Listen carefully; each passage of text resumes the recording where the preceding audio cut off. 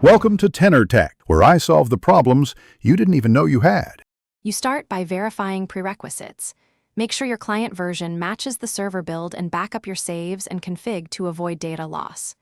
Once done, close VPNs, overlays, and heavy downloads so latency and port conflicts don't interfere.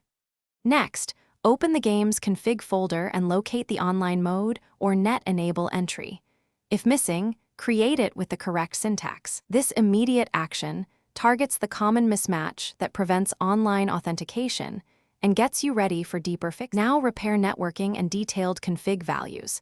Restart your router, and if you can, assign a static local IP to the machine so port forwarding is stable. Then forward the game's required ports and confirm NAT type is open or moderate. This reduces dropped connections.